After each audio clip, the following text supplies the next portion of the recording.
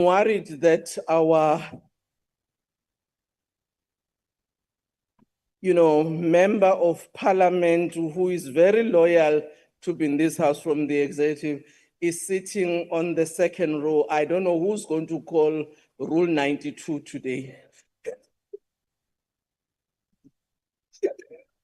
Order, honorable members. I will now ask the secretary to read the order of the day.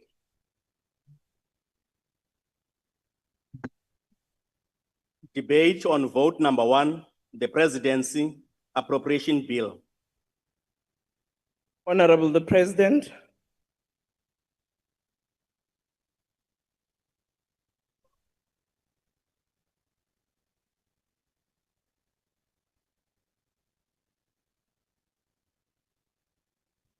Mr. President, I was worried. I thought,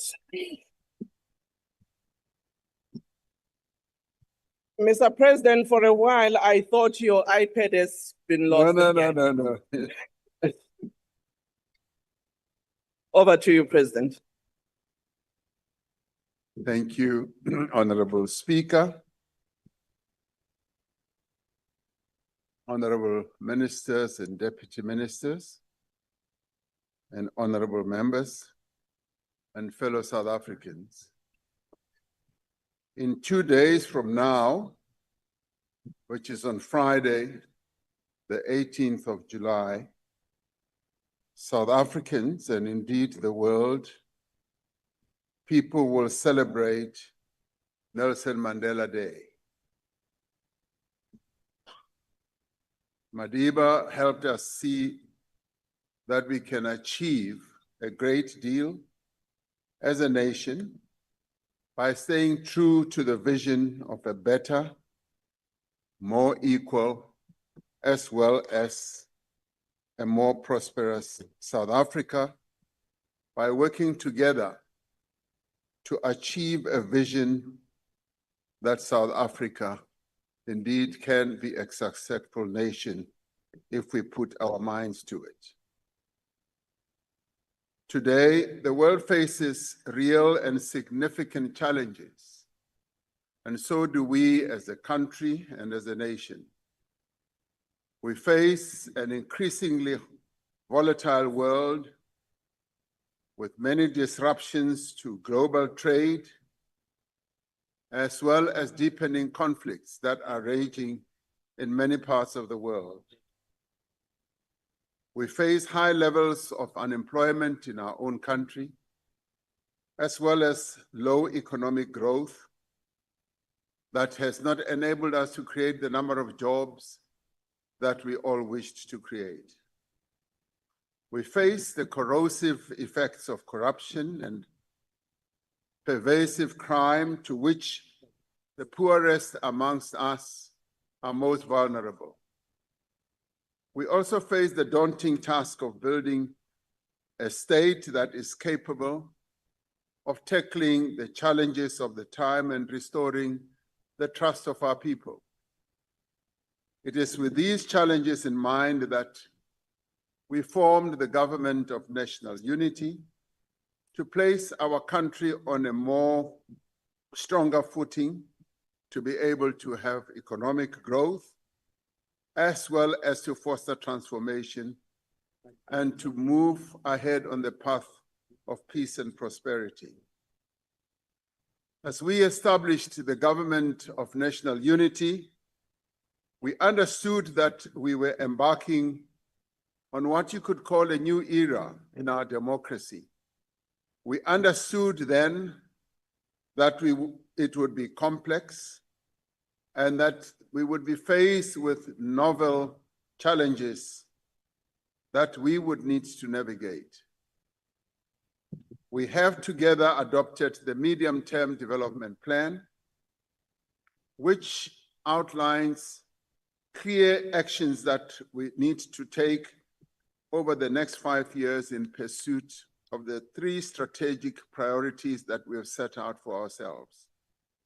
Firstly, to drive inclusive growth and job creation. Secondly, to tackle poverty as well as to address more effectively the high cost of living. And thirdly, to build a capable, ethical, and developmental state. Across all ministries, all departments, and all national entities that we have, there is a commitment to implement the actions on which we have agreed and to move with urgency and purpose to address the needs of all South Africans. Most importantly, there is a shared understanding that we need to rise above our differences and work together to progress or to make progress on the important challenges that our country faces. The approach of the Government of National Unity is to enhance national cohesion, nation building, and to build partnerships across society to advance the common interests of South Africans. And to seek this whole purpose, we agreed that we would have a national dialogue amongst many other things we would do. And this is being convened in response to the many calls that were made by individuals, leaders, eminent persons, as well as various formations from across society. This initiative has received widespread support and has been endorsed by the Government of National Unity as a process that is significant to develop a social compact that will enable us as South Africans to meet the aspirations of the National Development Plan. At every important moment in the history of our country, we have come together as South Africans to define a shared vision and to forge a path into a future in dialogue with one another.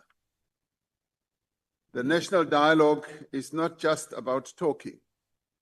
Like with CODESA, like with the National Peace Accord, like with the consultation process that we all went through as we drafted our new constitution, the national dialogue is expected to produce real results that have a tangible impact on the lives of our people.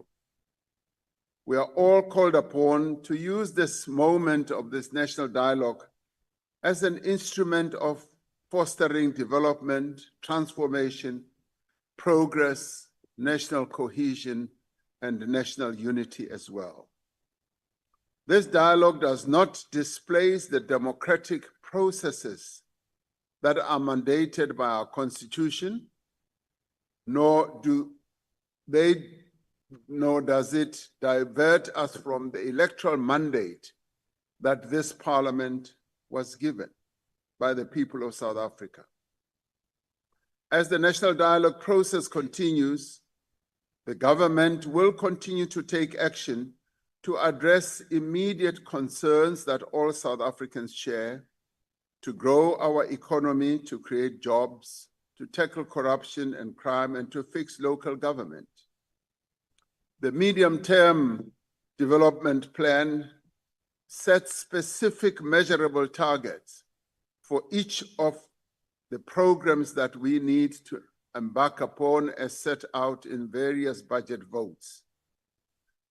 And those budget votes quantify the resources that we will need to reach the targets that will be articulated.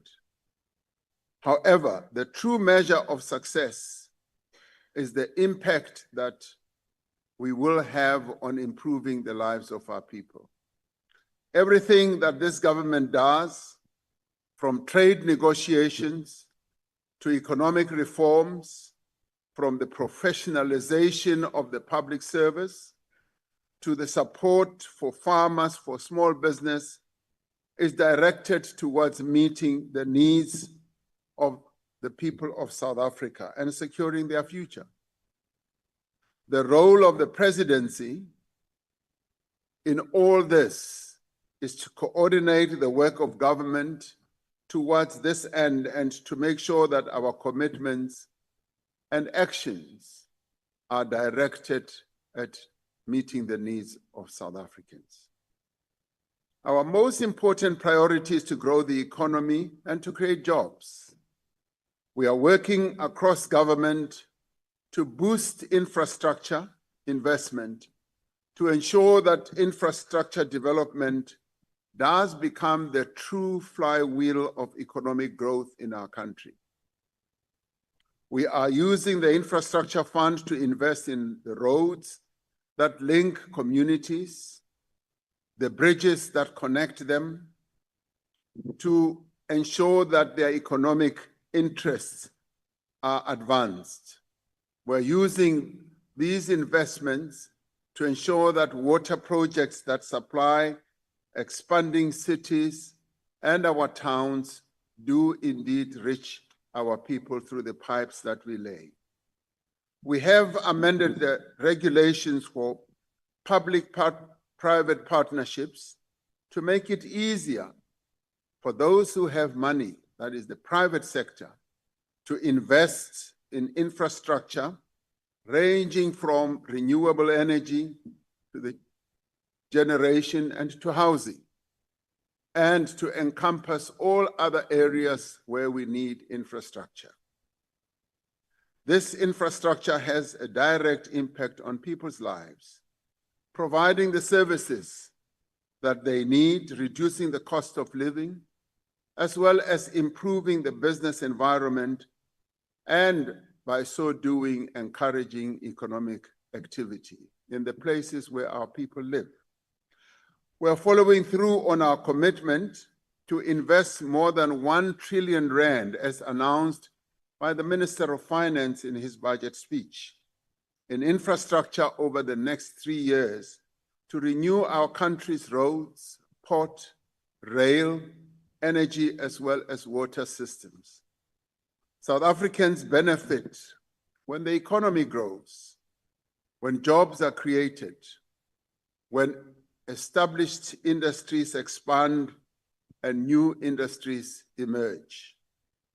To ensure that our industrial policy promotes local economic activity, we are repositioning our industrial policy to ensure that we look at opportunities in diversification, in decarbonization, and digitalization as well, as we embark on measures to ensure that the incentives that we provide and enabling initiatives are able to create a conducive environment for businesses to grow. That is why we are redirecting our development finance institutions to be more active investors themselves in emerging industries and introducing tax incentives for new energy vehicles from next year. We are pursuing critical minerals and metal strategy recently approved by Cabinet to ensure that our country's mineral wealth creates jobs and produces value here in South Africa, and particularly in the areas where those minerals are extracted. Our national policy on the commercialization of hemp and cannabis aims to improve the livelihoods of those people who live in rural areas, targeting 10% annual growth in this emerging industry. Communities in our cities and rural areas alike will benefit from rapid growth that we are seeing in tourism. More than 9 million international tourists visited our country in the past year, directly spending over 90 billion rand. This is thanks in large measure to the reforms that we have embarked upon in the visa system, targeted tourism promotion in key markets, and the support that is being given to local companies that are involved in the tourism business. To encourage the growth of micro, small, and medium enterprises, we are continuing the work to remove regulatory constraints, and to simplify business licensing. This, whilst is a difficult area to traverse, we are beginning to see progress that is being made. For we have found difficult for regulations that have been made to be changed, to be amended in order to enhance the type of business growth that we seek. But we will get there. We are refining our financing offerings to the businesses in our townships and rural areas, recognizing that different types of businesses have different needs at different stages of their own existence and development. To accelerate economic growth and create jobs, we are moving ahead with the economic reform agenda that we introduced through Operation Vulindlela, with the Presidency providing strong leadership and coordination to ensure that the reforms that we have embarked upon are implemented. In the energy sector, working together with all stakeholders, we've made outstanding progress in reducing the severity as well as the frequency of load shedding. There was a time when daily load shedding was the norm. Now it is the exception. We are putting in place the foundations for a competitive electricity market to unlock massive new investment in energy generation. This will result in lower electricity costs as we move on for all South Africans and more renewable energy to power our economy. We have also made significant progress towards enabling innovative public and private investment in our transmission network. Implementation of the Just Energy Transition continues to progress, coordinated in the way that we will ensure that it does yield the results we want. There are growing projects in the Just Energy Transition, in the pipeline thereof, in various places in municipalities as well.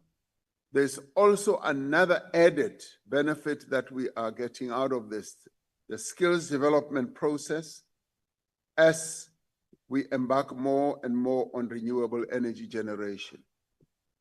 Total international pledges to support our Just Energy Transition now amounts to about 12.8 billion rand, or dollars rather, or around 230 billion rand.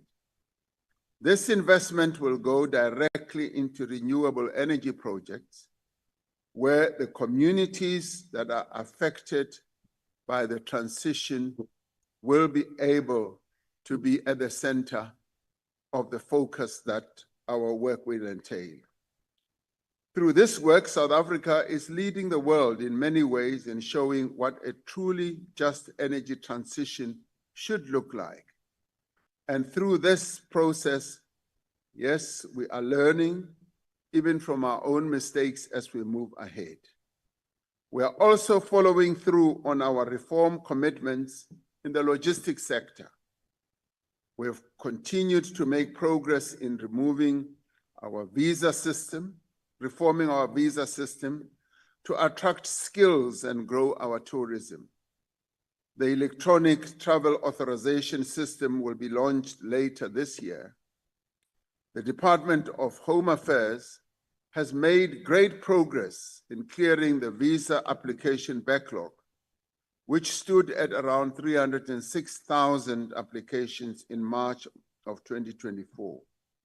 Now, through these reforms, we are steadily removing the obstacles to growth and paving the way for a new phase of investment and job creation in our economy. The work of Operation Vulindlela shows the importance of a capable presidency at the center of government, fulfilling a coordinating role and working very closely with all departments and agencies responsible for implementing the various initiatives that need to be implemented so as to deliver good services across the state. The greatest challenge that faces our country today is youth unemployment. Approximately 3.8 million out of 10.3 million young South Africans aged 15 to 20 years and currently not in employment, education, or training. These are young people with energy, with initiative, as well as untapped potential. As we pursue faster and more inclusive growth, as government, we have undertaken programs of a large scale to provide opportunities for young people to earn an income, to develop skills, and to gain work experience. Through innovative and targeted interventions, the presidential employment stimulus has continued to demonstrate that when a society invests in its people, particularly in its young people, the dividends are measured in hope, restored, and futures that are rewritten.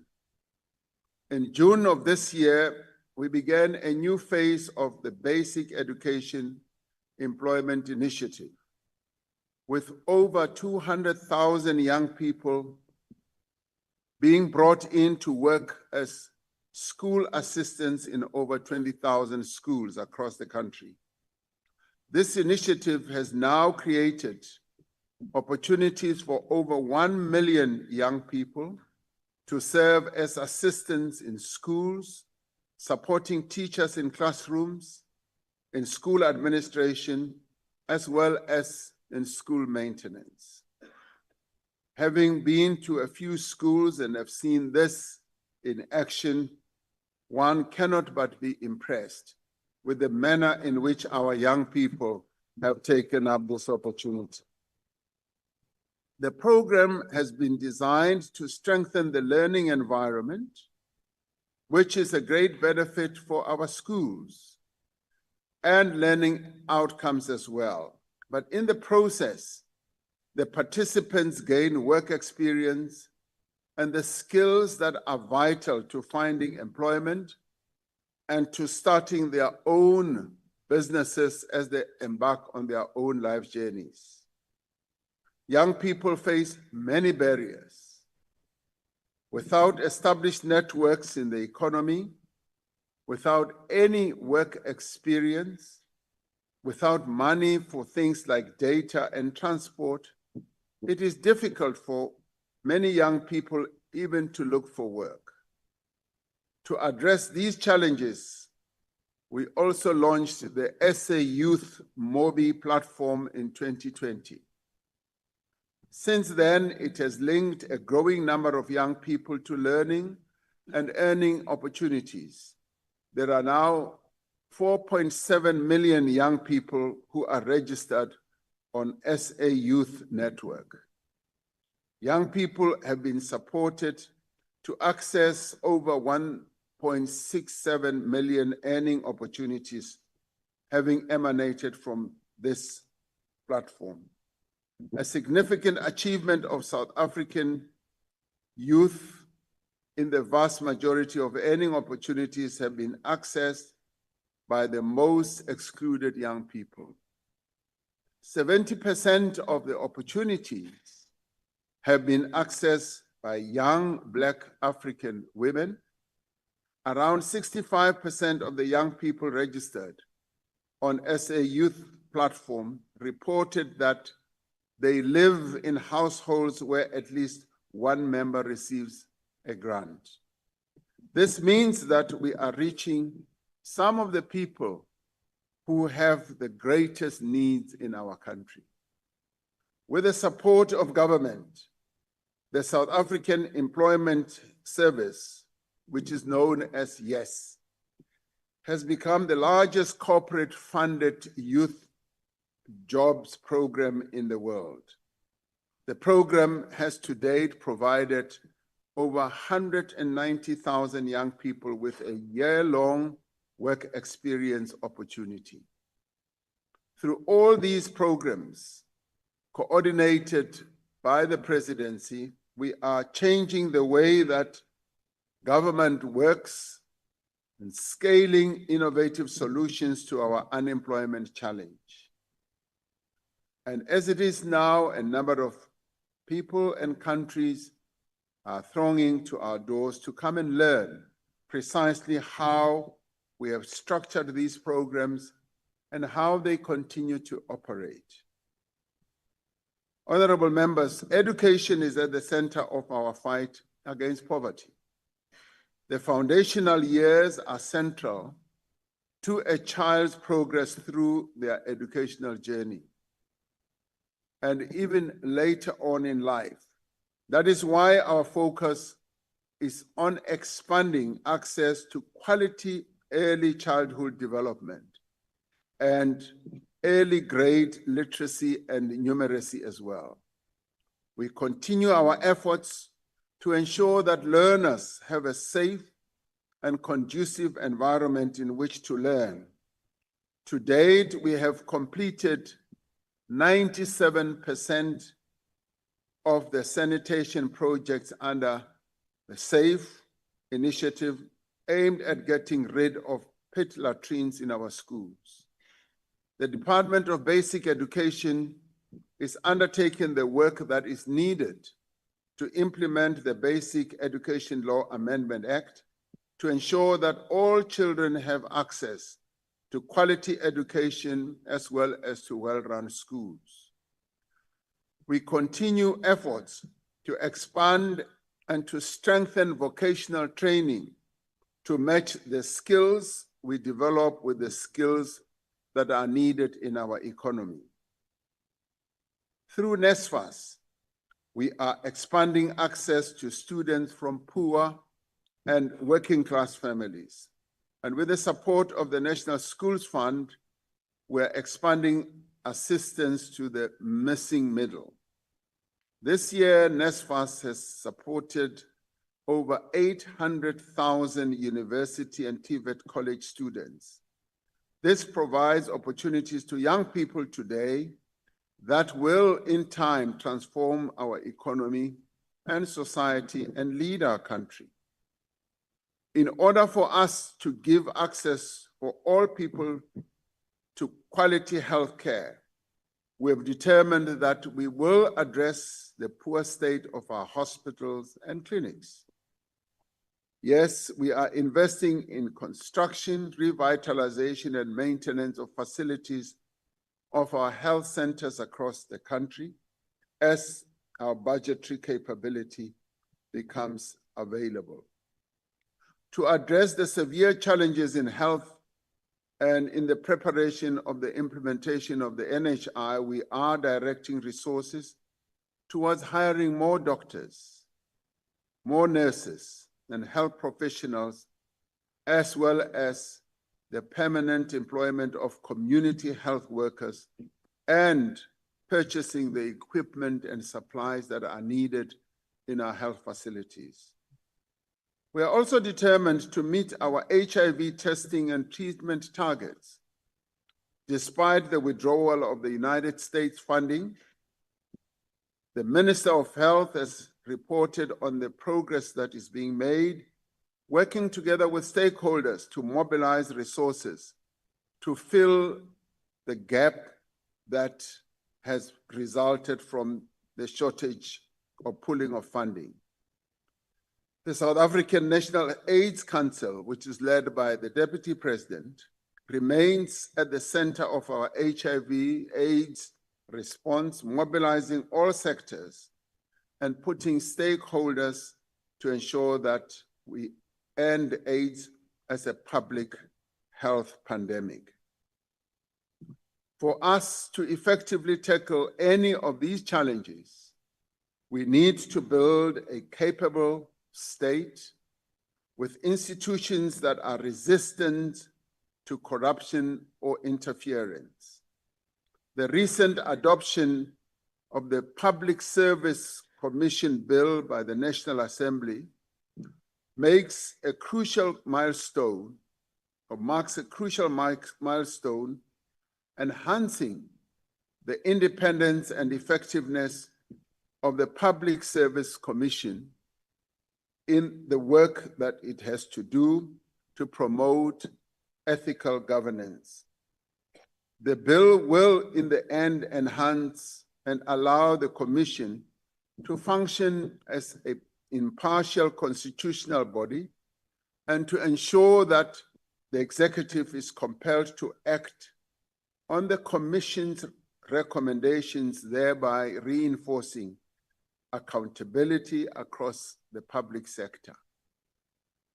To make government work more efficiently and to bring it closer to the people, the Digital Transformation Roadmap was launched in April of this year. The roadmap itself focuses on building digital public infrastructure, including a digital identity for every South African. It includes a digital payment system to enable instant, low-cost payments and interoperable data systems to ensure that citizens only have to provide their information to government once. The integrity and credibility of the criminal justice system is vital to the ongoing efforts to combat crime as well as corruption. Over the last few years, we've made significant progress in rebuilding, as well as strengthening law enforcement agencies, security services, and prosecutorial bodies. These changes have been real and visible in the South African Police Service, in the Hawks, in the National Prosecuting Agency, as well as the Asset Forfeiture Unit, the Special Investigating Unit, the State Security Agency, and others. We are determined to maintain the momentum that we have built on. We must therefore be concerned when reports emerge and allegations are made to threaten and to undermine the stability and effectiveness of these institutions. I have recently established 2 commissions of inquiry that in different ways will interrogate aspects of our criminal justice system. The first one is chaired by Judge Sisi Kampempe, which will look to the past.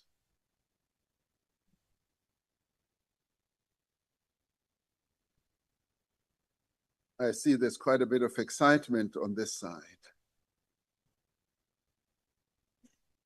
Now, this commission, Honorable Speaker, as I take a sip of water,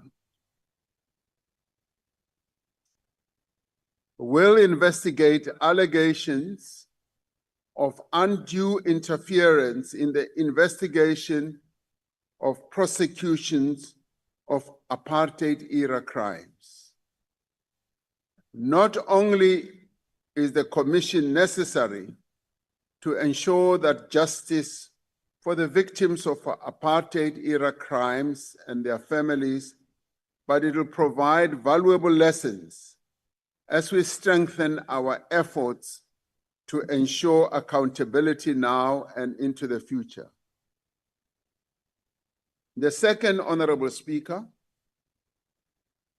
is that which I announced on Sunday, which will be chaired by Acting Deputy Chief Justice Muyiseli Madlanga, which will investigate allegations by the South African Police Service Provincial Commissioner in KwaZulu-Natal, Lieutenant General Nhlanhla Mkhwanazi. Lieutenant General Mkhwanazi alleged that the Minister of Police had interfered with sensitive police investigations and colluded with business people, including a murder accused, to disband the political killings task team based in KwaZulu-Natal. Now, these allegations are serious. They are also untested. It is therefore necessary that we establish the facts through an independent, credible, and thorough process so that we can ensure that there is accountability as well as safeguard public confidence in the police service. It is therefore strange that some people have voiced strong opposition to the establishment of this inquiry. Some have even said that I should take immediate punitive steps against Mr. Senzo Mkhunu on the basis of untested allegations. Not only would this be unfair, but it would also create a very dangerous precedent.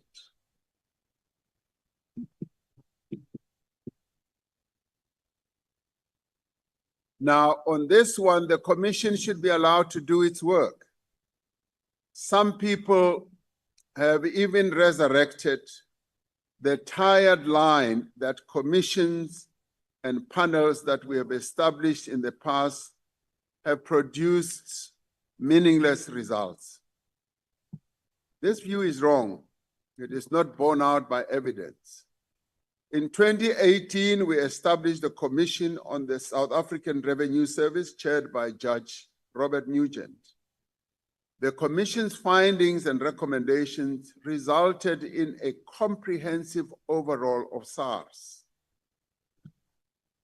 It also resulted in the governance structures of SARS and the operational capability of SARS being revamped. This has enabled SARS to significantly increase revenue collection, improve compliance, and recover substantial sums of unpaid tax. The Commission of Inquiry into the Public Investment Corporation, the PIC, which was chaired by Judge Lex Mpati, exposed serious governance failures and led to far-reaching institutional reforms at the PIC. These commissions resulted in disciplinary actions and the cancellation of unlawful contracts. The implementation of the recommendations of the high-level panel on state security agency have contributed significantly to SSA stabilization and recovery. It has also improved oversight and accountability, and the structural reforms contained in the General Intelligence Law Amendment Act. Following the recommendations of the expert panel into the 2021 civil unrest, government has taken steps to ensure better intelligence coordination, capacitating public order policing, strengthening community policing forums, as well as strengthening and streamlining the functionality of the National Security Council. In the 3 years since the final report of the State Capture Commission was presented to the President, the government has undertaken major reforms based on the recommendations. 8 new laws have been enacted to strengthen our anti-corruption institutions, enhance procurement system, reform the intelligence services, as well as to improve corporate accountability and public administration. The value of assets that were linked to state capture that have been recovered by the state now stand at 11 billion rand by March of this year. Order, honorable members, let's not have running commentary. Now, You can have an opportunity, I'm sorry, Mr. President, you can have an opportunity to interject, but you can't have a running commentary. And also, if you have got different views, your parties will have an opportunity to speak. Mr. President, you can proceed. Thank you, Honorable Speaker. My apology. Another 10.6 billion rand is currently frozen, awaiting the outcome of cases that are in court. There are criminal cases arising from the State Capture Commission that have been concluded, all with guilty verdicts. Other cases involving 51 individuals and 27 companies are currently enrolled in court. Now, each of these commissions and panels did succeed in unearthing information and made findings that were critical to understanding the events that took place then. They were essential in ensuring accountability, providing recommendations on the strengthening of our institutions and processes.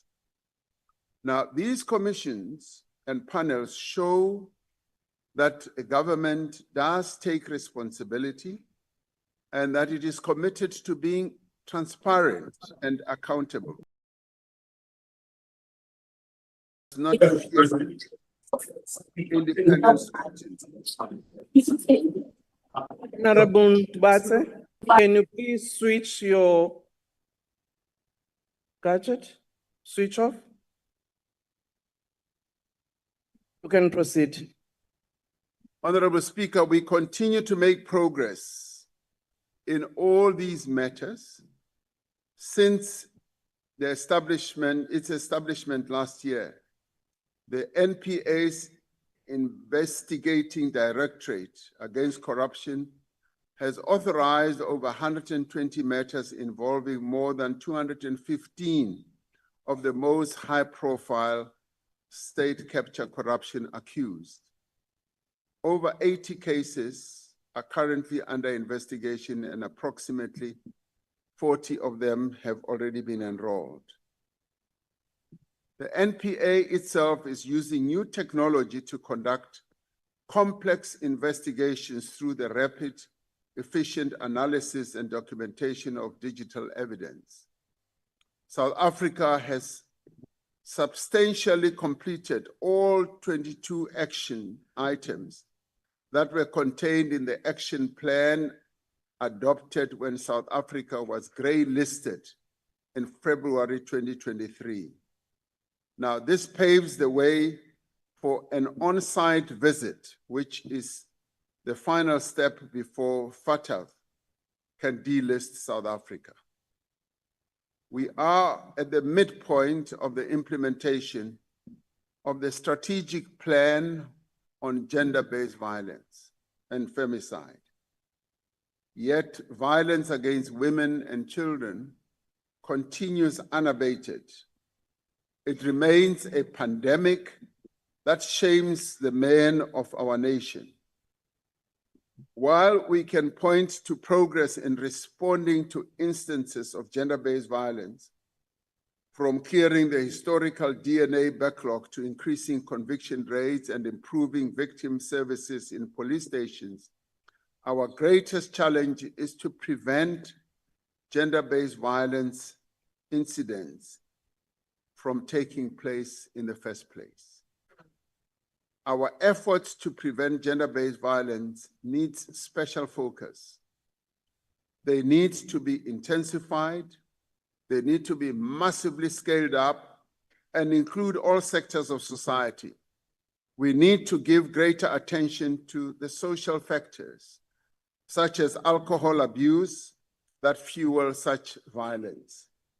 The impact of weak governance is felt the most at the local level.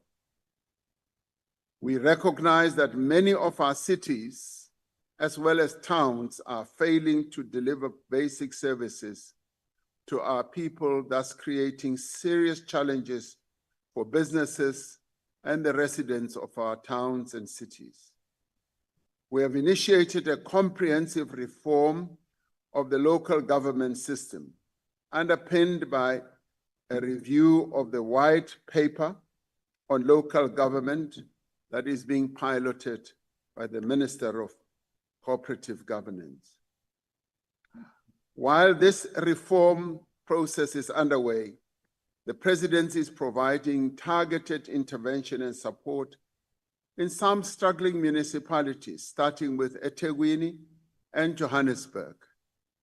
Working groups established in both of these cities have brought together mayors, senior officials from local, provincial, and national government, business, civil society, as well as labor organizations to tackle the most urgent problems that some of these cities are facing. The progress made since we established the Presidential eThekwini Working Group shows that this model does work.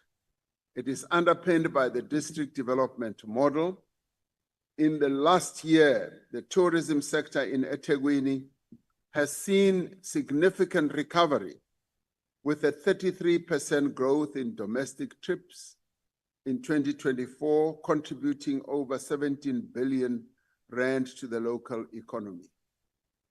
The Presidency is uniquely positioned to bring together the many stakeholders within and beyond government who must work together to turn our cities around.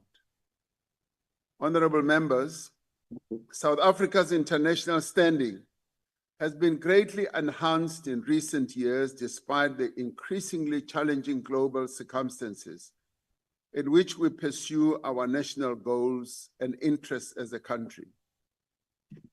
Multilateralism is on the retreat.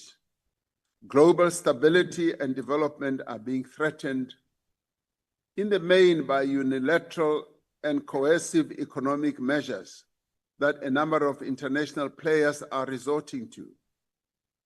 Conflicts in some parts of the world are having economic, political, and social consequences far beyond the areas of conflict. The erosion of rule-based multilateralism undermines efforts to achieve a level playing field in economic relations and places emerging markets such as ours in a vulnerable position. The economic uncertainty that arises from these developments dampens the growth prospects of the economies of many countries, particularly in the global south. Last week, we received notification in a letter from President Trump to myself that exports from South Africa to the United States will attract tariffs of up to 30% from the 1st of August 2025. This could have a substantial impact on the products that we export to the United States. We have already seen how just the mere news of the intention to impose tariffs has dampened the ability of a number of exporters from our country to the United States, and we have seen how some companies have had their exports declining by up to 80%. But right at the moment, we welcome the commitment by the US government since we met them in the White House and following engagements that we have had with them after their letter, that the 30% tariff is subject to modification pending the conclusion of negotiations between our two countries.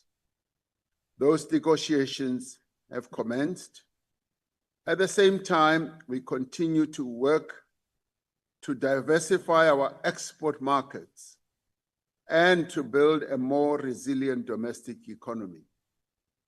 And in this regard, we call on our producers who export goods to be actively involved in diversifying their own markets and to engage and enlist government assistance in various countries where they wish to export to. We continue with our efforts to strengthen our relations with the United States, which still remains a strong investment and trading partner to our country.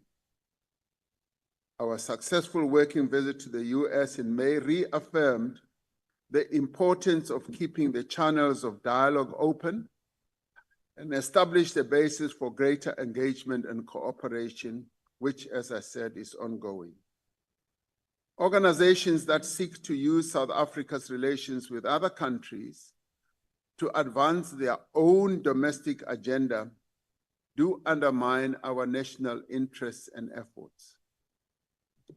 We are now at the halfway mark of our G20 presidency. So far, nearly 70 of the 130 planned official meetings or engagements have taken place, and we are glad that they have continued to take place in various parts of our country, in our various cities, in various provinces. We are making progress in engagement with fellow G20 countries on the central themes that we have identified for our presidency.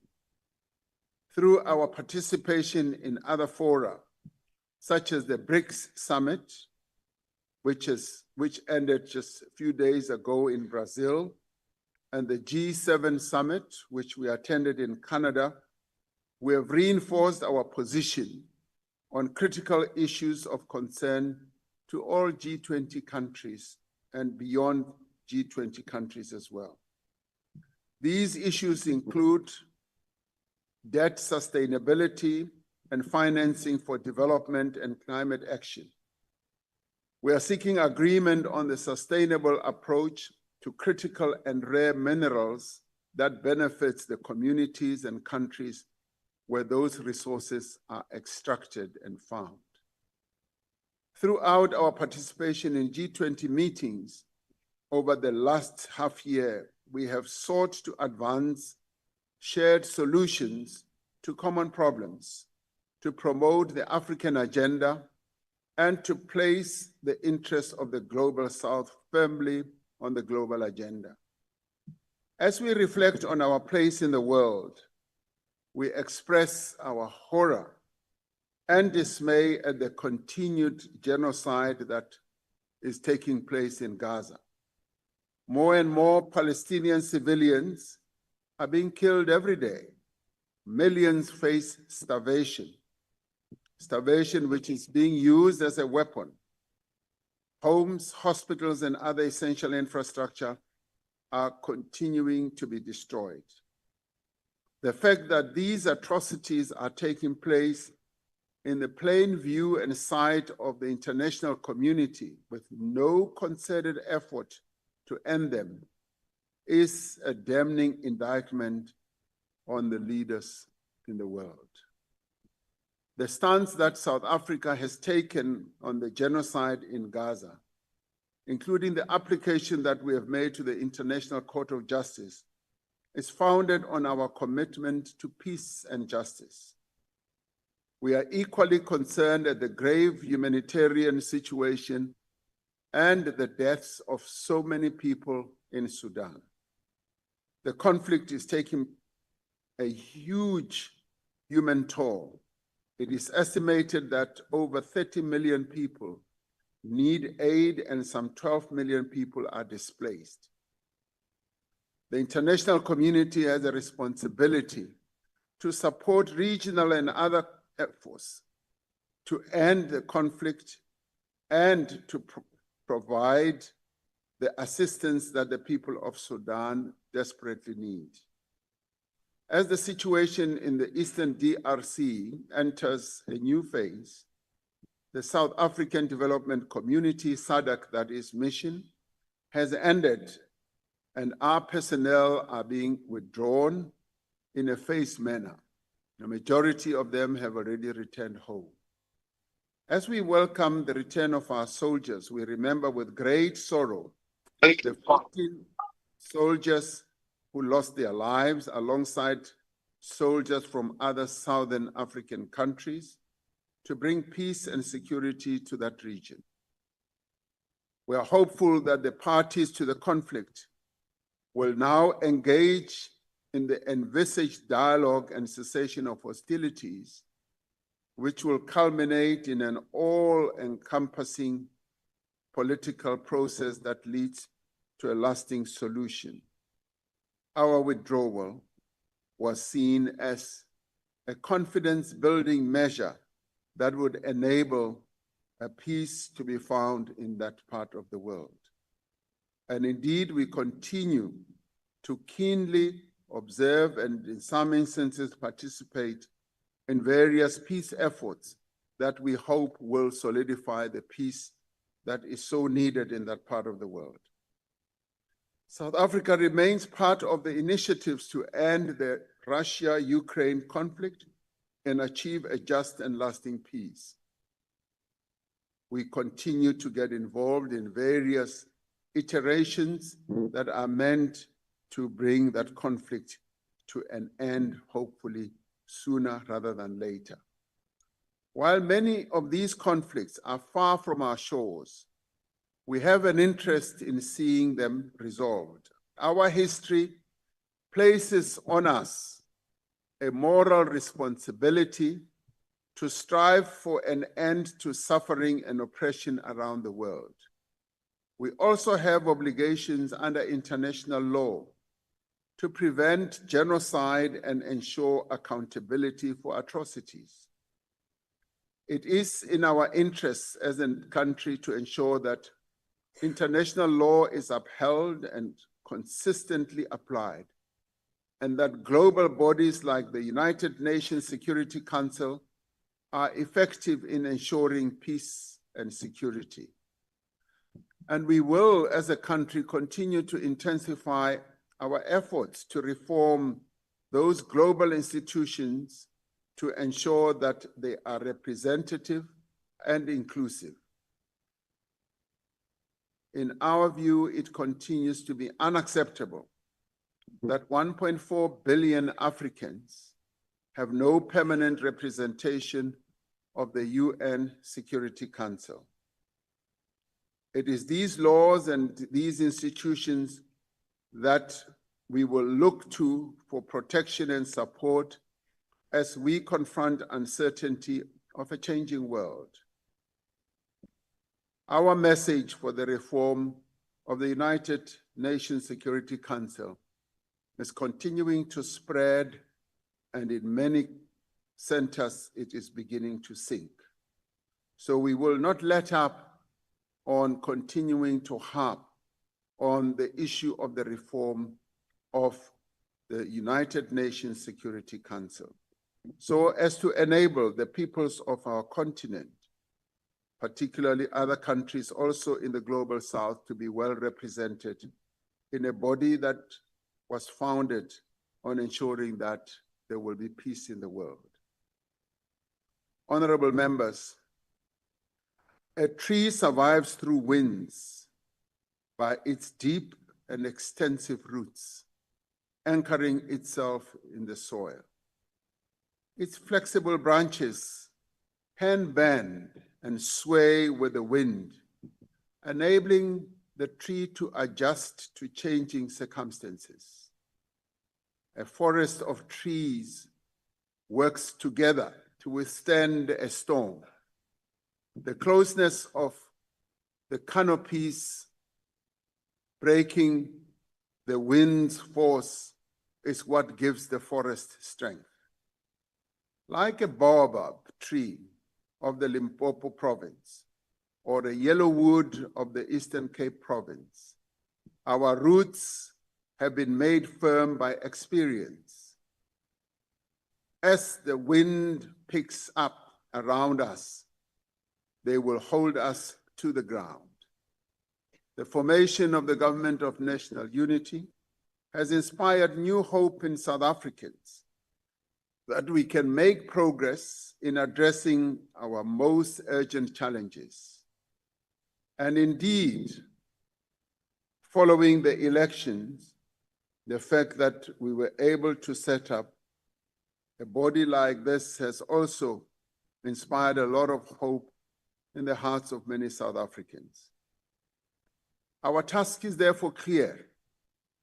We must grow our economy. We must create jobs. Yes, we must reduce poverty and tackle corruption and crime. And as we do so, we should be well armed with a state that is capable of ensuring that the people of our country have the best that they can get. While we will always have differences and disagreements, we are all committed to that we must go through in order to deliver a better South Africa to all the people who live here.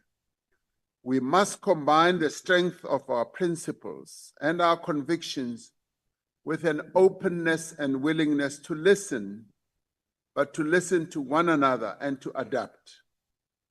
The presidency will continue to lead government in ensuring that we do so and that we deliver a better South Africa to all our people.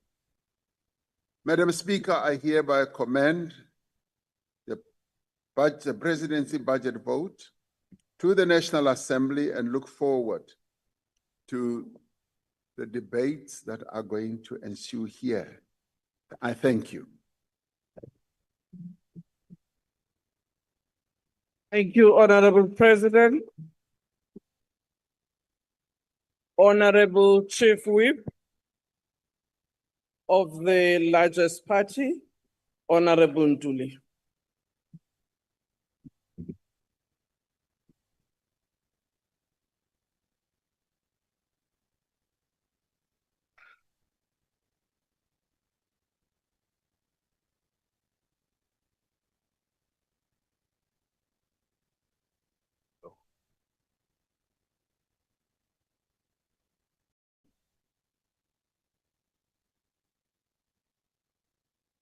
Honorable Matiasen, sorry. Honorable Chair, this message, Mr. President, is from my township, Botshabelo, and it carries the views of our people about your presidency. We have listened to the President, the Chief Whip of the Former Liberation Movement, and some of the ministers. It seems like everyone is tired. They all look tired and defeated. Yet, these are the very people who want to persuade society that they understand what must be done to grow the economy, create jobs, and eradicate poverty. Mr. President, your 2018 State of the Nation address, in which you cited Hugh Masukela's song, Tumamina, to mobilize the resourcefulness of South Africans to volunteer their services to create a better future for all. This Tumamina train is crashing badly, head first, down the cliff. This train has taken a tumble off the cliff into a tangent, sidetracked into a deep, bottomless pit of hell. Your budget vote speech today was another repeat of hollowness, emptiness, and wallowed into nothingness, which has become the hallmark of your presidency. Mr. President, your Tumamina has now become more synonymous to your name and the failed new dawn of reforms, a fight against corruption and restoring the nation's hope during your presidency. With Tumamina, you blasphemously invoke Isaiah's prophetic conversation with God, like your predecessor who claimed that the ANC will govern until Jesus comes. You crossed the line. How blasphemous. Indeed, you ask to be sent to deliver on your promises of being a trusted servant. Instead of taking us to Nineveh, where are you taking us to, Mr. President? You are choosing to take us to Tarshish. How voters responded to your deceitful and cunning detour in your presidential journey. They punished you and your party for betraying the trust and breaking your promises of a better life.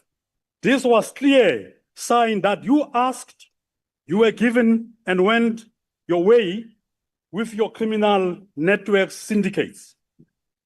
What has your presidency delivered?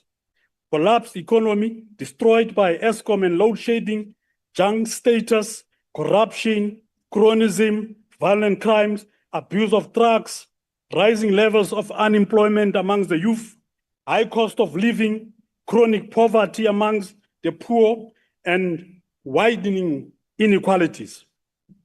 More than 12 million people are unemployed. More than 28 million people depend on social grants, not by choice, but because their government has failed them. Violent crimes has become part of our daily lives. Daylight robberies, cash in transit haste, and killing are now woven into the fabric of South Africa. Ha batho ba re ho wena o palletswe, o hlolehile, ebile Zuma o na le betere. O tsebe hore o hlolehile le ka nnete mokgalatso. O pallwa ke Zuma. You're often credited as a humble leader. Mr. President, too much humility renders a person gullible, indifferent, aloof and divorced from reality, and distant from the suffering and the vulnerable. You will be remembered as worse president, worse than your predecessor. This will be your legacy. This is how you shall be remembered. You had ample opportunities to redeem yourself, but failed. In all cases, you are like a discredited biblical Babylonian figure called Balzarah, who went on a drinking spree, feasting and drinking with the underworld criminal syndicates and drug cartels, with the money looted and laundered by your comrades, associates, and criminals like Vusimuzi Matlala and his types, when the poorest of the poor are dying from hunger. Mr. President, we have lost all the sanctity of a man who can be trusted, of moral high ground and ethical leadership. Your leadership has become tested, weighed, and found wanting. Your legacy will be the privatization of strategic function of state-owned enterprises. You have handed over the core functions of roads construction, ports, rail, and energy to the friends, families, cronies, and even criminal syndicates. That is why a member of the Freedom Front Plus stands here and lectures us about BEE, transformation, and the transfer of wealth from minority whites who benefited from apartheid to the majority of our people. It is not true that you are privatizing Eskom, Transnet, Prasa, Dinel, and other state-owned enterprises because the private sector has got no money. They do not have money. This is a tactic by the bullying DA that supervises and leads the collision between the D and the ANC that tells the private sector to come and invest without taking any risk because government carry all the risk. That is what your Minister of Finance has said every time he tabled his many budgets. This bubble built on falsehood will blow up one day. It was in these hollowed walls in 2015, faced with scandals after scandal, when your predecessor was described as a constitutional delinquent and a social scum, that you defended him. And you have got the courage and audacity to remind us of how bad he was, yet you are part of his administration. Why? You and him are birds of the same feather. Jelle, ek moet vir jou sê, as 'n kwessie aan die saak van 'n soort soek soort, aan een perd se prys. President, you want the people of South Africa to believe you are dealing with crime and corruption. Yet the head of the NPA, Advocate Batoyi, who has now been in office for almost 7 years and should be retiring next year, unless you extend a term of office for another 2 years, just told the nation that NPA is captured by people working to undermine its effort. We wrote to you, President, and said that despite our usual criticism of commissions of inquiry, this case made by Advocate Batoyi was a case in point for you to act and appoint a commission of inquiry, but you did nothing. We do not blame those who now say that you are part of a very criminal syndicate. They are busy investigating because to many South Africans, they cannot see the difference between the criminals and yourselves. Finally, President. Honorable Matiase, please take your seat.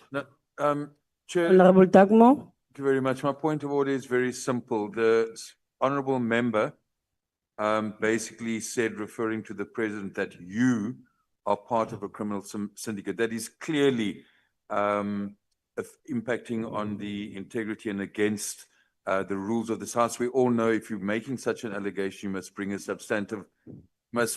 a substantive motion.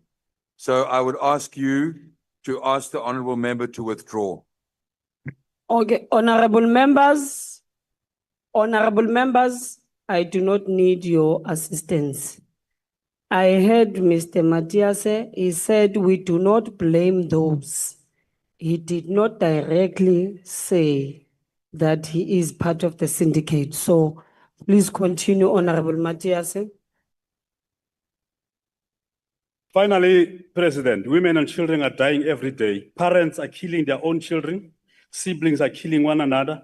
And on top of that, criminals are killing our people.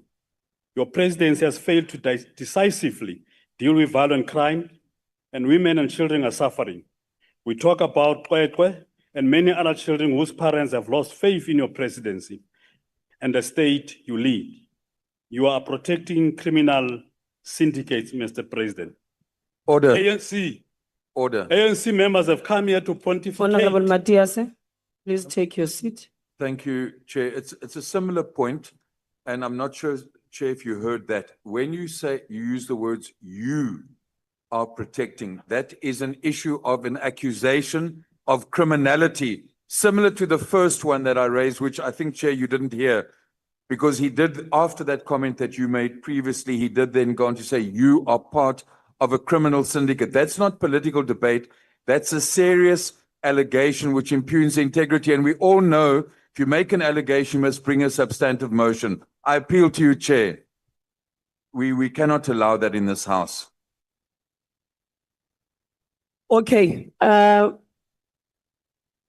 hear you, Honorable Dagmo, but on the first matter, I think I have hold on that one. Can Honorable Matiase please refrain from saying anything that, no, do not assist me. Do not assist me. Do not assist me. Do not assist me. I am very well capable of making a decision, so do not assist me. Refrain from pointing at a member of this House and saying they are part of criminal syndicates. And in this point, you did say that. Can you please withdraw? Honorable Chair, I thought Honorable Cameron Honorable is Matiase, speaks English. And the you that I made use of is in plural, not in singular. no, It's in plural, not you in said, Mr. President. She's an English understanding better than I do. Mr. Matiase, you said, Mr. President, you. So can you please withdraw that? The you I use is in plural, in plural. Honorable It's not in Matiase, singular. please withdraw. I withdraw. Thank you very much. ANC members have come. Honorable calling- Matiase, can you please take your seat again? Honorable Skosana?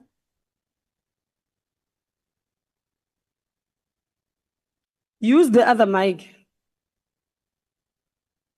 Chair, thank you. Chair, what I'm raising to you now is that when Honorable Doug Moore raised his hand, he never quoted any rule. But when it comes to some of us, you want the rule. Is that fair, Chair? No.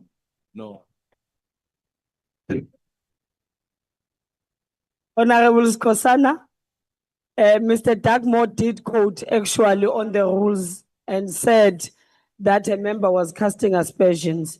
When you quoted a rule at that time, you quoted the wrong rule, which did not speak anything about the Guptas. So can we please proceed? Honorable Matiase, please proceed. Thank you so much, Honorable House Chair. ANC members have come here falling over each other, pontificating about the destruction of state-owned enterprises under his rule of 31 years and blame it on honorable members of MK who were legitimately deployed as deployed cadres of the ANC. Who must take the blame for that rubbish? Than the ANC itself. Honorable Mshauli falsely accuses the EFF for not knowing the law.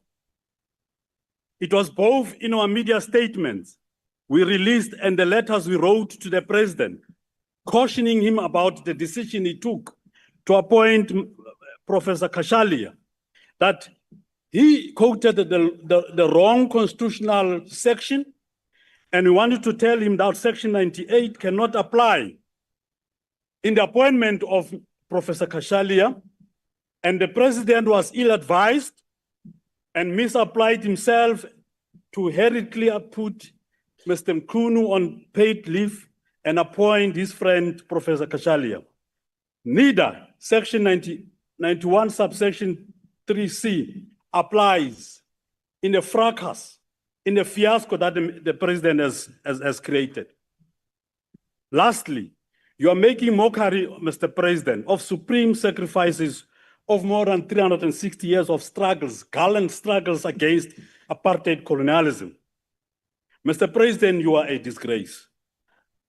Do an honorable thing. Order. Hang your head in shame and resign to salvage the little of what remains from your diminishing, Honorable Matthias, of your can you diminishing. please take a seat?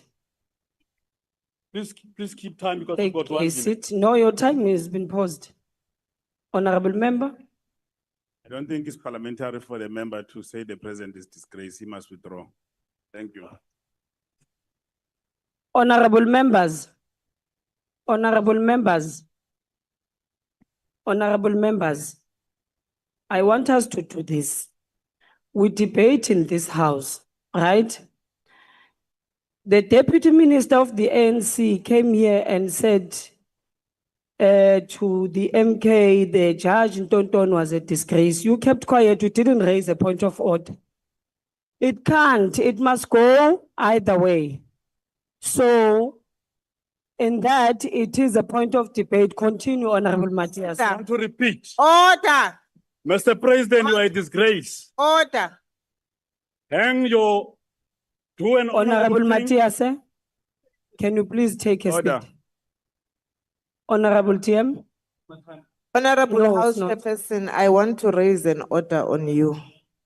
One, you can't expect the ANC to call an order on behalf of MK, as you are saying. And here, we are not following feelings or whatever, we're following the rules of parliament. Now, we of the ANC, honorable members, can you, honorable We- members from the MK, can you please keep quiet? we of the ANC picked up that the honorable member on the podium said what he said. So you cannot prejudice us for what they did not pick up, Bona. So we're raising a point of order on what the honorable member is saying, and it is unparliamentary. Thank you very much. And unfortunately, that word disgrace is not in the unparliamentary book. So you can go and check it out, rephrase yourself and put more information on that. It is not there. So You should I will not allow know what you said. Honorable, You no, must not- Honorable TM, I will not allow you to do that. Honorable Mahambe Hlala, I will not allow you to do that. I have ruled on this member. You see, when you throw other things on other people, you must accept the same thing as well. It can't be that when you throw them and then you don't accept them back. You can't be thin-skinned when it comes to such debates. And I have ruled on that matter. Oh, continue, Honorable Matthias. I want to repeat, Mr. Ramaphosa, you are disgraced. You must resign. Matthias, Hang your head in shame to salvage the remaining integrity that you still have, because you are the face of the misery the nation tries to escape from.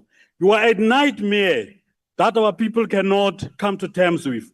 Mr. President, 12 years ago when we decided to leave the ANC for EFF, we took a conscious decision that there shall be no reconciliation between the EFF and the ANC, because the ANC has betrayed the cardinal commitment that it would bring genuine, meaningful economic freedom in our people. Not the rubbish that you go up and day and in, trying to tell the people that you are busy and you are busy for nothing. And we want to state here for now that the EFF rejects this budget vote and we reject it with the contempt it deserves. Thank you. Thank you, Honorable Member. Honorable Ocamp. So the EFF has declined intellectually. Shaya, Komisa Sam, Shaya. Honorable Ocamp, please take a seat. Honorable Speaker. Honorable members, honorable members, honorable members. Thank you very much, House Chairperson. I rise on a point of privilege. And I would like to appeal to all members of the House, all of them on both sides. Let's look at our rules and apply them correctly so that we do not degenerate the debate.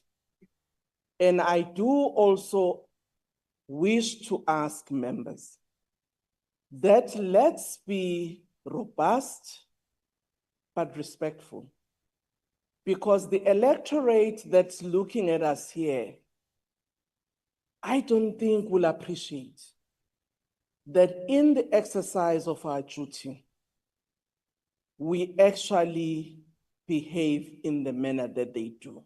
So as I say, it's a matter which I'm bringing to you on a point of privilege, because it does not assist the presiding officers when all of us interject without using the rule and sometimes quote wrong rules.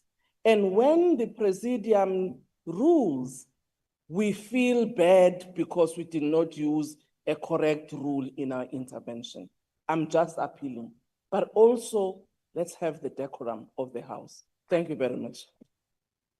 Thank you very much, Honorable Speaker. Honorable Montlan.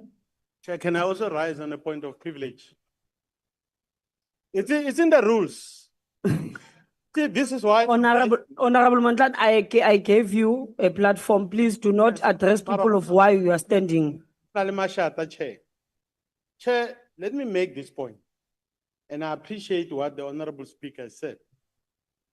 But I think that the speakers should also apply the rules equally. You know, I rose on this point of privilege in the previous week, and I want to connect with what I want to say just now, where parties were demonized for raise that in a committee, you said the following, but their right to put forward the declaration was undermined. That was not recognized, Chair. Secondly, Chair, you know, some of us who have been called names for the last 10 years, we took it on the chin. Some of the things that are being said here are not even factual. We took it on the chin, Speaker. Okay? For me, somebody can say, hey, you bought toll trains. They're not toll trains. I don't have to respond to that. Okay? Okay, Honorable Montlan, what is your point of order? This is a point. Yes. It's a point, the point of privilege that I'm making is that it shouldn't be when certain people agree with the decorum, but when certain people are called names, there's nothing to do with the decorum. When somebody raises something against a person, we don't say, a member of this house, we don't say, please, you are out of order, bring it through. It must be done by the table. Bring a substantive motion. We allowed it to happen, it proceeds. Honorable Montlan, please, we need to proceed talk about the decorum. So the decorum business of should the not day. be, the decorum should Thank not you. be, should apply to all of us. Thank you. Thank you. Honorable Montlan, I don't believe that. No, you can take your seat. Yes. I don't believe that the speaker was raising such because of a certain member saying it to another member. She was looking at the House and how now we are behaving as honorable members. But in that said, it did not need a counter a comment or so. I think as the Speaker of the National Assembly, she is obligated to rise and say when the House now loses its decorum. So there is absolutely nothing about any other member saying something to another member. I don't want us to take it in that sense or with that attitude, but I want us to take it as the Speaker has addressed it. And even if she is seated in this seat, she would always say, it is not the first time that she would address such a matter. So it can't be that now because she's addressing it and we take it with that attitude of saying because it was another member raising it on another member. So can we please proceed with the business of the House? Honorable Ocamp, you can take the podium. Thank you, Honorable House Chairperson. Good evening, Mr. President. Honorable members, dear South Africans, just over a year ago, Mr. President, you stood at the Union buildings to take your oath of office for a second time. Despite the winter, the sun shone brightly over Pretoria as the will of the people was heeded. In a world where freedom is under attack, our republic conducted a free, fair and credible election. And I think we need to thank ourselves for that. Besides the MK party and those that sit to my left, that does not live in reality, all parties accepted the results of our elections. And there was a peaceful transition to the 7th administration. With the beauty of our democracy, even those that do not live in reality have audience in our courts. Indeed, Mr. President, this coming Friday, South Africa and the world will commemorate Nelson Mandela Day. This Mandela Day bears significance if we reflect on the strength of our democracy. We are truly gifted as a people, living free. There are members of this House who, despite taking an oath to our Constitution, wants to destroy our country. It is fascinating to hear Honorable Slope speak of all that is broken, all the mess the government of national unity has inherited, as if he and his party members played no part in that destruction. When you take an oath that you will serve this country and that you will be faithful to the Constitution of this country, it cannot be that the first thing that you do when you come into this parliament is say that you want to squash the Constitution of this country. Shame on you, MK. They refer to themselves as the voice of the voiceless, but in truth, Honorable Deputy. Honorable Ocamp, please take your seat. Honorable Ram. Thank you, Chair. This member of the DA representing a party of land thieves. What is your point of order? The point of order, it says the MK has claimed to squash the Constitution. Where have we ever said that? We have never said that. So this member must withdraw and apologize. Yeah. But he said the MK. I didn't hear him saying the MK party. So you don't know which MK he's speaking about. He just said the MK. So, and it was not directed at an individual. Continue, Honorable Ocamp. The only MK. Thank you, Honorable Yeah, now, Deputy. Chairperson, you are just being out House of order. Chairperson. Really. Honorable House Chairperson, You are being they out of referred- order. You are inviting us for something that is unprecedented. You are just being out of order, honestly. Who is this member? It's Mutubatsi. It's Mutubatsi, Chair. Yeah, about that Mutubatsi, if you have not been recognized, you do not speak. If you do that again, I will ask IT to remove you. Remove Mutubatsi. Continue, Honorable Not even Ocamp. know the rules. Continue, Honorable Ocamp. So, Thank Chair, you, it's only Honorable me. House When others Chairperson. do that, you don't call them The to MK order. Let's referred to doing the same. You're themselves- not doing the same. IT, please remove Honorable Mutubatsi. Continue, Honorable Ocamp. Thank you, Honorable House Chairperson. They refer to themselves as the voice of the voiceless, but in truth, they are not only unfit to govern, they are a danger to our democracy and our Constitution. Honorable Deputy Minister Morolong, I don't know whether you spoke here on behalf of the Ramaphosa or the Mashatile faction within the ANC.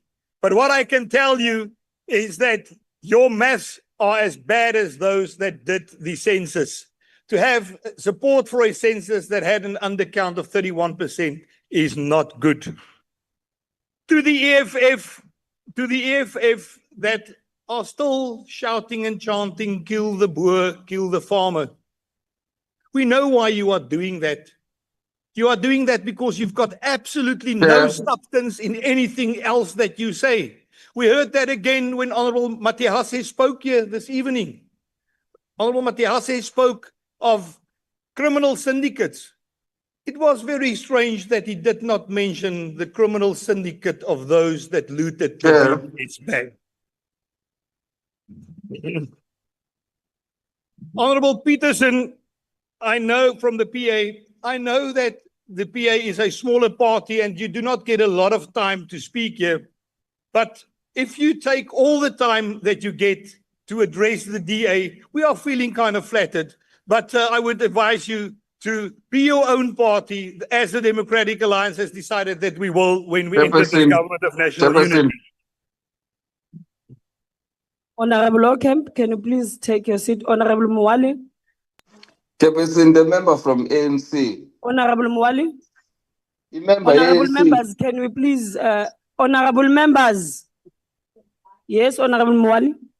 Remember ANC chairperson, ifike ivule imic ikhulume la ngaphandle ukuthi uyi-recognize kodwa ukwazi uyikhiphe.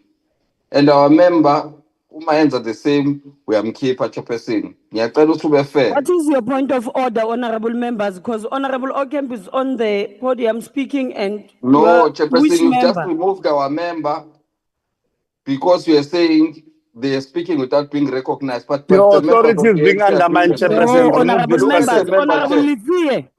Look at the member, Honorable Chair. He's Litsie, doing it I'm right now. questioning you. Honorable Mwali, I did not take out the honorable member first. I cautioned the honorable member not to open the mic without being recognized. And he did that the second time when I had cautioned them that I will alert IT to remove him. So I did not just do that. And I've just cautioned Honorable Litsie not to open the mic and speak without being recognized. So can we please proceed with the business of the day? Thank you, Honorable Chairperson. Honorable President, the Democratic Alliance again maintains our commitment to the government of national unity, in which we share a partnership. Our partnership is not about individual party interests, but rather what is in the best interest of all South Africans. We and all of us must always put our country first and not ask what is in the best interest of our parties, but what is in the best interest of this country. The main objective of this Parliament, Honourable President, must be to tangibly grow the economy and create jobs. With 8.2 million South Africans unemployed, it is our moral responsibility to improve their lives, and it can be done. We must work together to achieve that. The past year has admittedly not been easy, but it has been worth it. We are standing here today through turbulent times, but we are here. We are making good progress for all South Africans. There will, of course, be obstacles, but that is governing. It is much harder, Honourable President, to build something lasting than it is to break. The breakers to my left have shown that to us. They've shown that to us again today. We, the builders, must stand together and build towards a better country for everybody. We are making progress. We are making progress. Can you please take your seat? Honorable member.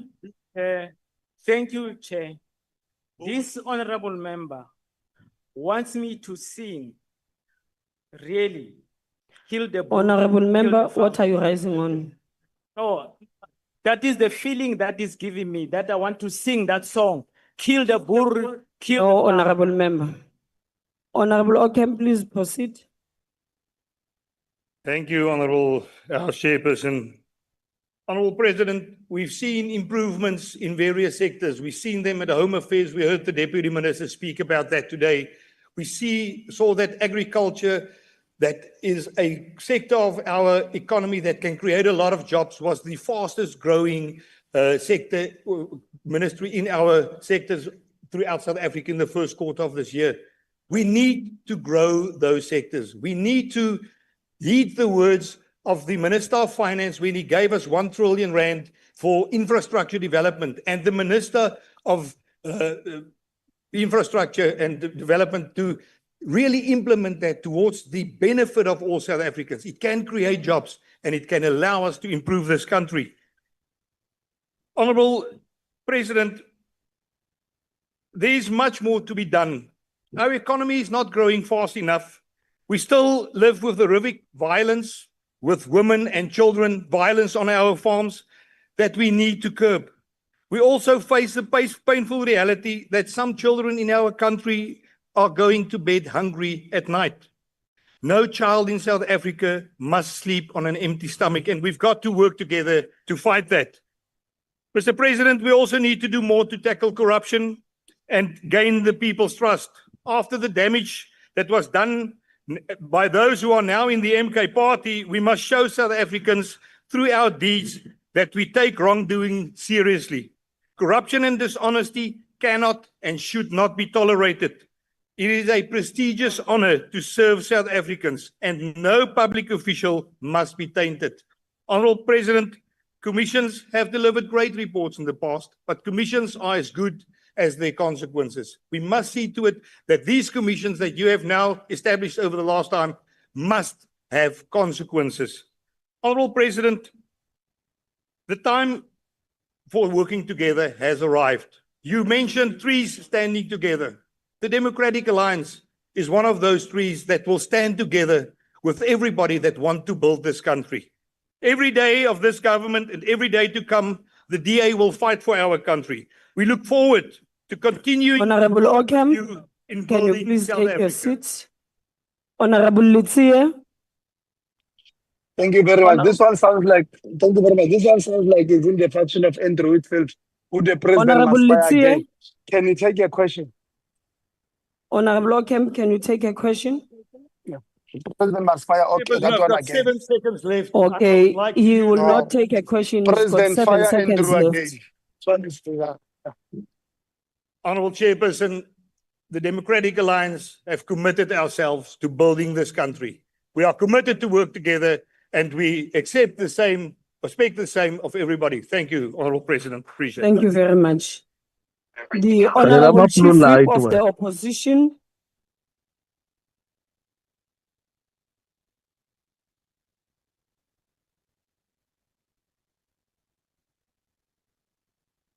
Thank you, Honorable Speaker, House Chair, Mr. President, honorable members. Having listened to the debates today leaves me with a lot of questions. It has become apparent that we need a strong man to drive the South African ship. We have also listened to the flip-flopping DA begging for blue lights. The questions that we have today, Mr. President, are very profound. We have listened to your cabinet ministers who clearly have been through the Rupert conveyor belt of changed men. What we are asking is, what are we going to do with such poor material after the GNU ship has sunk? They are not fit for purpose. They have no political education, and they are not fit to govern. This whole administration brings to mind the words of the Iron Lady, Her Excellency Ellen Johnson Sirleaf, when she observed of the government of her day in 1985, and it's befitting today, sir. There are many idiots in whose hands our nation's fate and progress has been placed, and I rest my case. Since the start of your presidency, the cheap talks on fighting corruption, ethical, capable leadership, say we are exhausted. Our spirits are deflated. We've lost trust in you. Speaker, the integrity of this president is in question. Let's start with today. President says there's a national dialogue which is accepted by all partners. The next breath, the chief whip comes and says Steenhuisen is against it. President gives us some intertwined GNU trees in Limpopo and Eastern Cape. In the next breath, the chief whip says the descendants of white supremacy. Which script are you reading from? Which script should South Africa read from? In January 2018 in Nongoma, say you viewed land expropriation without compensation as a critical legislative mechanism. And I quote, you said we can make this country a Garden of Eden, close quote. Instead, you turned this government ship into a GNU Noah's Ark with all sorts of animals that are welcome. Close. In all honesty, Speaker, as we sit here today, we don't even know anymore what's on the table of the GNU. Are we moving forward as a country or sliding backward? It's a crisis. Political crisis, criminality, corruption has characterized this presidency. The lingering question in our minds is that, sir, knowing that you did not have the burden of breaking ground or shedding blood in establishing the ANC, or even the wisdom of transitioning it into the new South Africa, you were simply called upon to steward a ship already on course to change the lives of our people. Sir, you had it all to cruise into the new dawn. You were the person clothed with such an important task. Did you discharge this trust truthfully, with all good intentions? Have you contributed towards the functioning and betterment of our country and your organization, given the many honors that it has conferred on you as a billionaire and a president today? As a nation. Ondlovu said it well. Akukhombo ra mina, va ntekela n'wansati va ntekela xidakwa. Look at that Napoleon complex over there. He's trying very hard to compensate, but his party leader is towering tall miles ahead of their chief whip in the blue there. He thinks it's cute to come here every time airing dirty linen of the GNU, so obsessed with the MK party. But we understand why everybody's obsessed with President Zuma. He made all of you here. He gave all of you opportunities to be in government. Unfortunately, you became changed men. While others remain fully excited to be finally governing with white supremacy. Sir, the moral dilemma some of your people in your party, in your cabinet, in your caucus have, they find it impossible to do this GNU thing without being false to their own deep convictions and betraying those who put their trust in them. Sir, President Nelson Mandela said at the OAU summit in June 1994, there is something wrong in how we govern ourselves, and I quote, and it must be said that the fault is not in our stars that we are ill-governed. The fault is in ourselves, I close quote. It's you, sir, who make us as a people question ourselves whether we believe in our capacity for self-government. Clearly, you do not have a government capable of governing. You are merely nursing white fears of black domination, which is manifesting. It's manifesting itself at every decision corner in your bloated cabinet. And that is why, sir, when EFF Plus comes here and talks about legacy, they should not be throwing stones. These are the descendants of hate and apartheid architects, white supremacy. And yes, it's not only MK votes that were stolen. 26 parties' votes were stolen. I was one of those parties. Our country, which once stood as a beacon of hope for the whole continent, a miracle in the global south, yet your reign, sir, has cast it into the shadows. Perhaps it's time to take a leaf from the MK. We change leaders. The reason you are sitting at 40% and sliding down rapidly as a party is because you still have your stinking dirty underwear. Change it. That's why people are running away from you, starting with the presidency. It's a tragedy. It's a tragedy. It's a tragedy to have a stinking dirty underwear. You can't change it because you are waiting for a hijacked electoral conference like what happened with CR17. As we honor legacy of Nelson Mandela, and I hope someday soon, I'm gonna quote, will refrain to behave as though we do not believe that coexistence among African brethren is at all possible. And the African people can be organized by Africans for Africans, with everybody who owes his loyalty only to Africa and who is prepared to accept the democratic rule of an African majority. I close quote. You have betrayed that statement of Nelson Mandela. Honestly, House Chair, the prosperity of this nation is not something that we can base our hopes on for the future of our children. No nation can survive the tax burden criminality so high placed upon its people.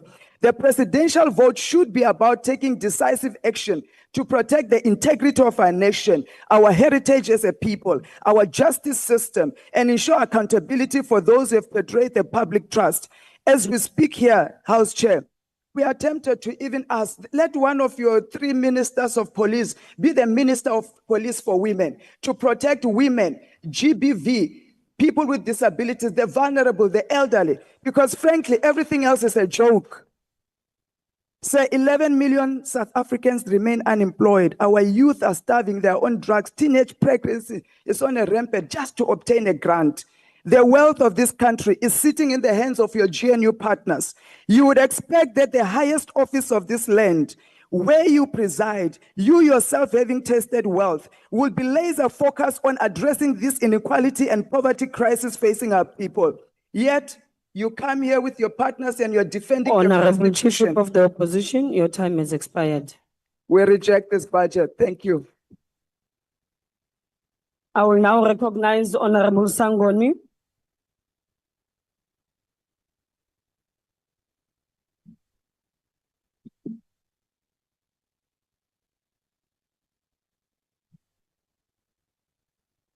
Madam Speaker, Your Excellency, Comrade President, honorable members, fellow South Africans.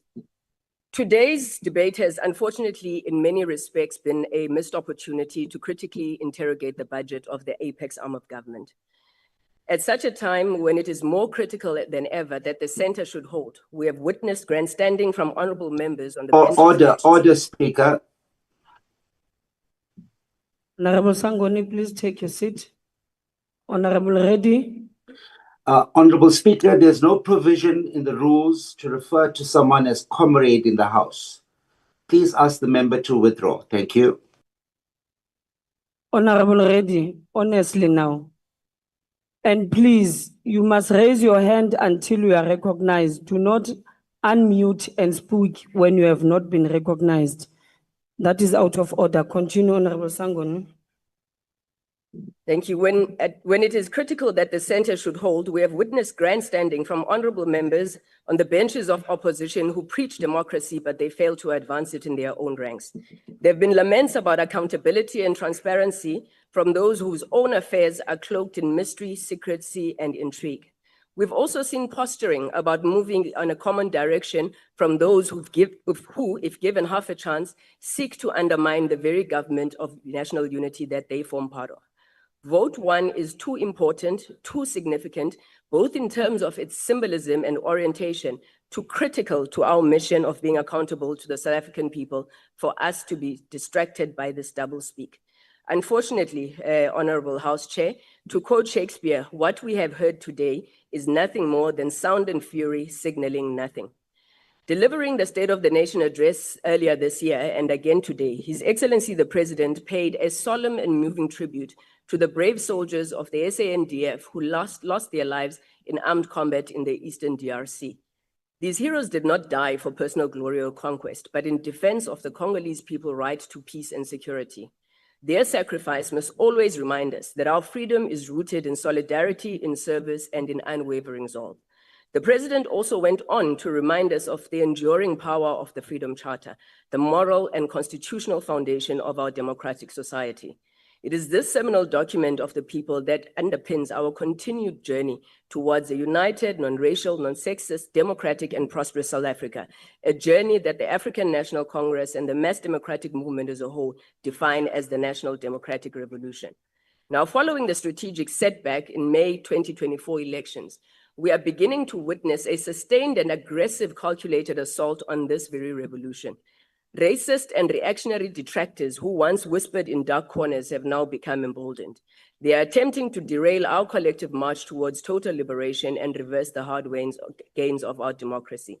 Led by some of this in this House, these attacks are neither justified nor rooted in fact, as we have seen in this debate. The real grievances of the people are being twisted into narratives that serve elite interests rather than the national good. The demand for equality and dismantling the effects of structural racism in the world's most unequal country is presented as an enemy of economic growth and foreign direct investment. We sit in this debate and have to listen to them argue falsely and cynically that equity undermines investment. I ask you, Honorable Mulder, how can any society grow while inequality festers? Kindly please enlighten us how prosperity will be achieved when the majority remain excluded. The Employment Equity Act is under legal attack from some GNU partners. BEE is being vilified with spirited attacks to roll it back by some GNU partners. And most disturbingly, the vision of the Freedom Charter that free medical care and hospitalization should be provided for all is being sabotaged by relentless litigation against the NHI, again by some GNU partners. So let us be clear, we will not retreat. We will not allow our diversity to be weaponized against us. While some, like the DA's Honorable Emma Powell, go to London seeking instructions on how we run our country as if we're a colony, the African National Congress shall go to the people and engage in the national dialogue. The ANC fully supports the national dialogue, and the national dialogue will proceed despite shouts from those who are obsessed with performative opposition. We will breathe life into the first words of our constitution. Tina abantu, we the people. We note with no surprise that not a single DA minister or deputy minister is debating today. It must be difficult indeed to explain how they reconcile their constitutional fidelity with their party's internal warfare. They have to pretend to serve government by day while accounting to the madam by night. It is no secret that the DA is paralyzed, confused, erratic. No wonder the Honorable Oakam can speak authoritatively on factions, because lulled by the sins of incumbency they once detested, the party is now at war with itself, deeply divided with two factions fighting for its soul. One led by Honorable Steenhuisen, who wants to make the GNU work, and the other led by the madam and forcing Steenhuisen to do very strange things in order to jeopardize the stability of the GNU. It is on this basis that I understand the members of the executive chose to hide, not even show their faces, and sit out this presidency debate vote. Madam Chair, our constitution remains the envy of the world. We must guard against opportunistic interpretations and malicious distortions. The Honorable Mhlauli has addressed this matter of the appointment of Professor Kashalia, and we understand that it will be difficult for those so-called proponents of superior logic to understand it, because indeed we appreciate constitutional reading is a skill, and reading for meaning is an even higher idea. What she said, Honorable Chief Whip of the EFF, is not legal wizardry, it's basic constitutional literacy. Even more absurd were the comments that were made by the leader of the MK party, who claimed that commissions of inquiry are a waste of time and yield no results. I urge the Honorable Hlophe to ask some of his own members who are currently in and out of court, thanks to the work of the Zondo Commission, whether indeed commissions are irrelevant and a waste of time. But honestly, Honorable House Chair, the less said about the MK party, the better. The MK party is less a political organization and more like a family WhatsApp group gone rogue. They've had more secretary generals than they've had policy documents, and that's generous, considering we're still waiting to see their first actual policy. The MK's party's idea of succession planning, well, whoever is left standing after the latest disciplinary fallout, and that's until next week. And their president, the supreme leader himself, a statesman who's caught in a loop between making the law, breaking the law, and asking his lawyers what the law is. So when you walk past MK benches in parliament, just know that despite the fake camouflage, you don't get a sense of a disciplined revolutionary formation. Instead, it's vibes of a school trip gone wrong. Nobody's sure who's in charge. Some kids are missing. The class rep was appointed on the bus ride here, and the teacher, she's back at the service station arguing over petrol money. Honorable House Chair, the ANC's commitment to transparency is not theoretical. It is proven. Over the years, this president has established various commissions that have revealed deep structural weaknesses in various state institutions and come up with recommendations to deal with them. The Madlanga Commission will be no different, Honorable Cholep. So as our fallen heroes in DRC did, they stood firm in the face of danger, so too does the ANC. It will remain steadfast. We will spare no effort, make no compromise, and offer no apology in defending the NDR and the fundamental rights enshrined in our constitution. To do this, Comrade President, we must strengthen the presidency as the center of government and an effective and accountable coordinator of the National Program of Action, as articulated in the MDP. We reject with contempt it deserves the false narrative that building state capacity equates to the creation of an unaccountable super presidency. That idea is both incorrect and irresponsible. Wrong, too, is Honorable Gama's argument that private sector participation in the National Logistic Crisis Committee amounts to a coup. In the same breath, he then complains about the absence of investment for job creation. He seems not to have learned anything from Chairman Deng Xiaoping of China, who said that to resolve national development problems, you must mobilize all cats, whether they are black and white, to catch the mice. This simply means that a developmental state must periodically use its political capacity, not just legislation, to extract cooperation from private capital in terms of the terms determined by the state. We precisely need a strong, capable, and efficient presidency to lead in front, as it did in the establishment of the Presidential Commission on the Fourth Industrial Revolution. This commission has already delivered a national 4IR strategy, the country's first artificial intelligence institute, and bold steps towards inclusive economic participation. Operation Vulindlela, Honorable Mahlatsi, is the creation of a strong, capable, efficient presidency. They have begun implementing the digital transformation roadmap, bringing the vision of a digitized public service closer to reality. Honorable Speaker, the Honorable Madam House Chair, the ANC is resolute in its commitment for universal digital access. That is why we're calling for the urgent implementation of the National Sovereign Communication Satellite Program. Digital sovereignty is not negotiable. Mongameli, 70 years later, the demands of the Freedom Charter still echo with urgency. The people still demand to govern. The people still demand that all national groups have equal rights. The people still demand to share the wealth of the country. To borrow the words of Madiba, whose legacy you carry forward and whose footsteps you walk, after climbing a great hill, one only finds there are many more to climb. So, Mongameli, lead us. Thank you. Thank you very much, Honorable Member.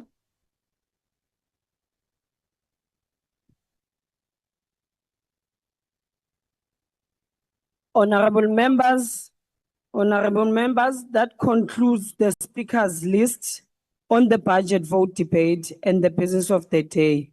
Honorable members, you are reminded that the Honorable President will reply tomorrow. I will now request members to stand and wait for the presiding officer and the maids to leave the chamber. The House is adjourned.